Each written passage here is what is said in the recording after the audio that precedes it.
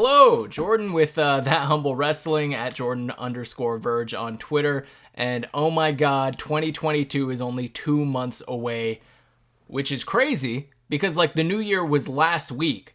So what happened this year? What was 2021? So instead I thought, you know what, it wouldn't be fun to talk about what 2021 has brought us. All of the gifts, both good, bad, mostly bad, and it'd be more fun to reminisce, maybe take a look 10 years back with an article that I found on Bleacher Report from Mike Walpole. And this article from Bleacher Report, it's a fresh start, 10 bold WWE predictions for 2011. Again, Mike Walpole, December 27th, 2010. That was almost 11 years ago.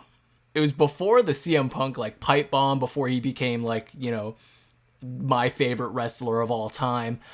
That was before WrestleMania, 27? So The Miz was WWE champion. He was feuding with Jerry Lawler, I believe. The first one, okay, bold predictions. R-Truth gets the pink slip with the hindsight of 2021. And again, that goes without saying. This is just a fun list. It's just fun to make fun of things sometimes. I'm wrong most of the time. This is something that's wrong. R-Truth, it's 2021. He's still kicking around. And you know what? Back in 2010, this was like right before he had that like capital punishment run with John Cena where he like turned heel, started like smoking cigarettes and being like a conspiracy theorist before Sami Zayn. This was like before the Awesome Truth run. And I feel like 2011 was probably R-Truth's definitive year in the company. He main evented Survivor Series against The Rock. I mean, it was a tag team match. It was him and The Miz versus The Rock and Cena. But like that was the run for R-Truth. So right now, you know, we're batting 0. Kofi Kingston gets no gold. Okay, so that means like they're not going to give him like an Intercontinental Championship, a United States Championship. We know he didn't win the World Championship in 2010. We had to wait like 9 more years to see that. I'm just going to check. I already know that's not true because that reminded me of TLC 2011. Yeah, it must have been.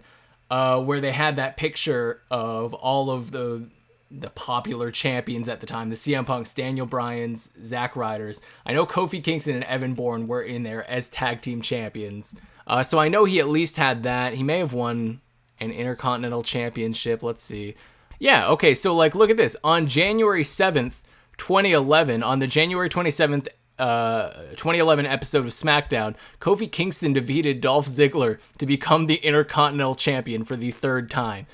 So, like, that's hilarious. 7 days into the new year, new Intercontinental Champion. He was a tag team champion, thrown together with Evan Bourne, Air Boom, you know, of course, the greatest tag team of all time. But no, he had gold. He had gold a few times in 2011. JTG loses his title virginity. I don't think that happened. Yeah, 2011 is the year JTG takes a step forward and captures the championship in World Wrestling Entertainment, while his much more intimidating former tag team partner got sent down and eventually released. JTG has been kept on and what looks like the start of somewhat relevance. No. It's a bold prediction. For sure, it's a bold prediction. JTG, I think he might be like an MLW champion, something like that. But no, JTG, he's still young. He could come back to the Fed, win a championship.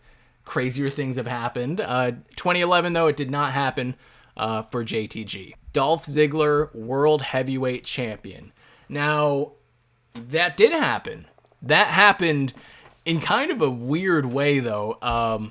This was a SmackDown episode in like January or February, so it happened like not too long after this article was made. So in 2011, I think it was like a SmackDown episode where it was Dolph Ziggler.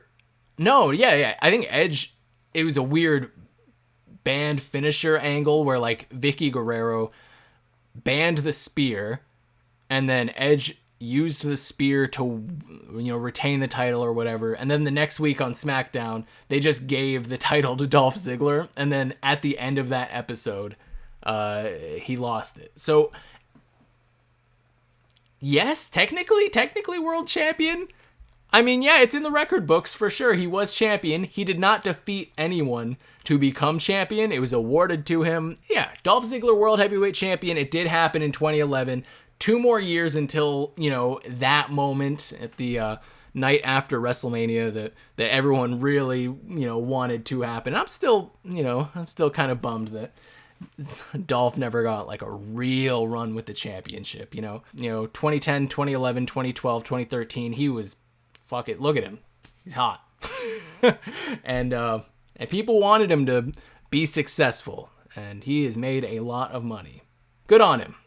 Randy Orton gets drafted to SmackDown. In 2011, he did get drafted to SmackDown, and it led to like one of the most heartbreaking moments of my, fandom. I loved Christian Cage. In 2011, Christian went on to win the world championship at, I think, Extreme Rules 2011 against Alberto Del Rio. That Monday, the next night, Randy Orton gets drafted to SmackDown. So there you go. That's the bold prediction. And then that Tuesday, he beats Christian for the championship, which aired on, I think, Friday at the time. So yeah, Randy Orton got drafted to SmackDown, and that led to like one of the better feuds of 2011. Randy Orton and Christian, the one more match storyline, Christian turning heel. But hey, Randy Orton drafted to SmackDown. You got that right.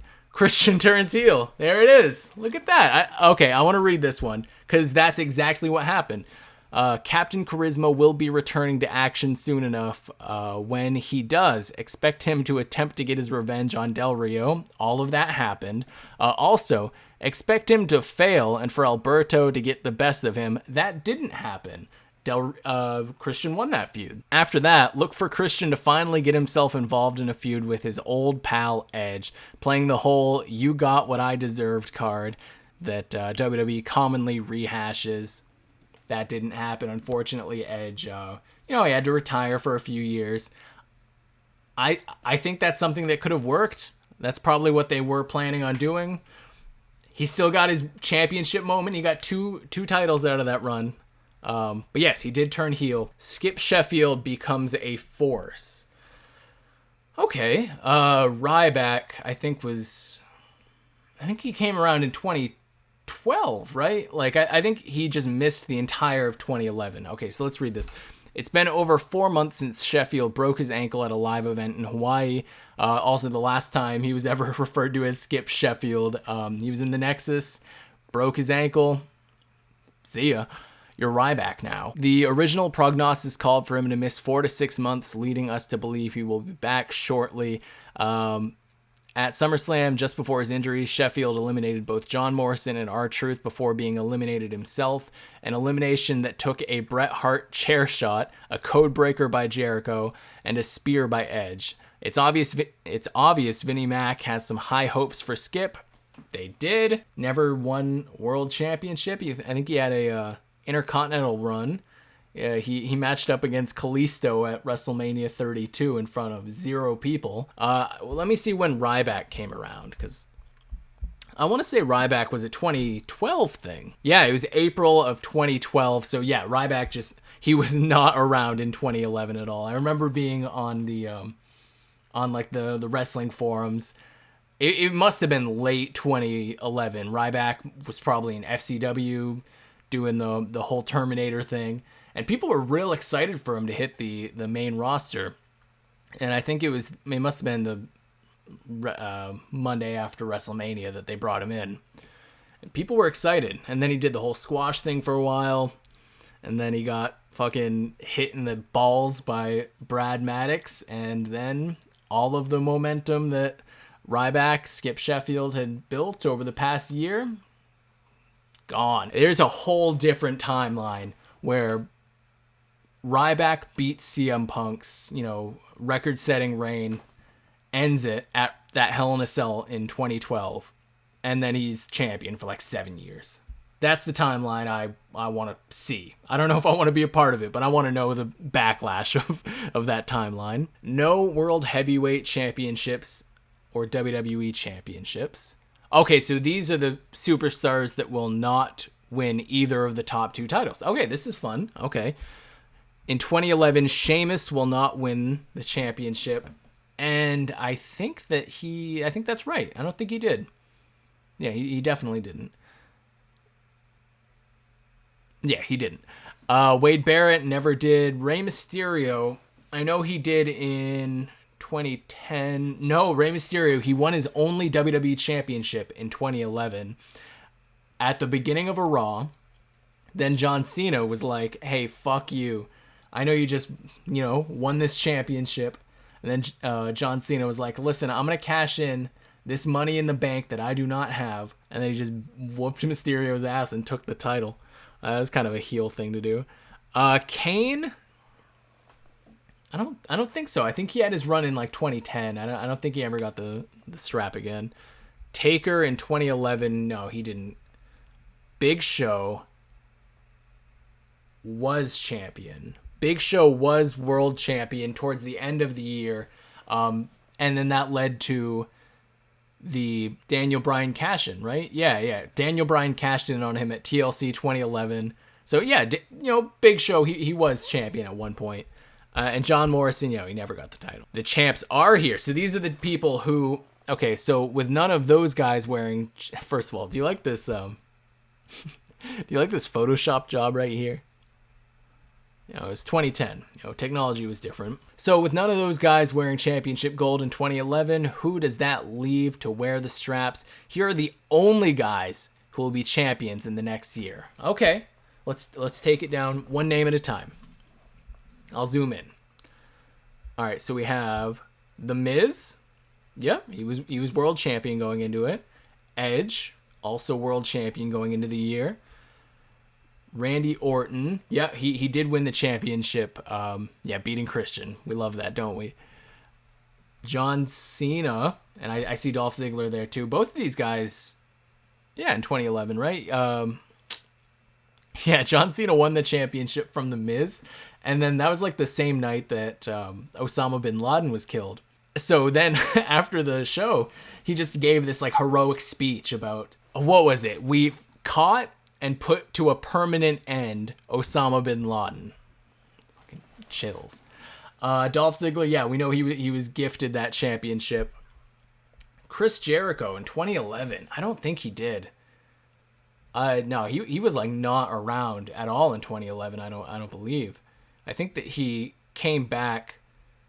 He started like running vignettes in December of 2011. Came back in 2012. Fought Punk at 28. WrestleMania 28. Triple H, he didn't win a championship, but you know what he did win? He won the I'm going to bury CM Punk when he's most hot because I'm the best wrestler in the world championship. That's what he won.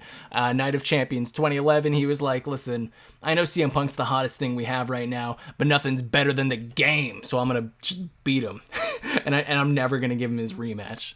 Jack Swagger in 2011, I don't think so.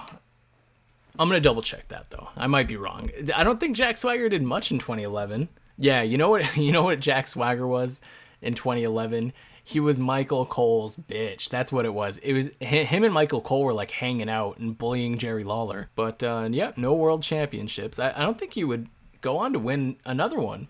I know he had his 2010 run, but I think this was it.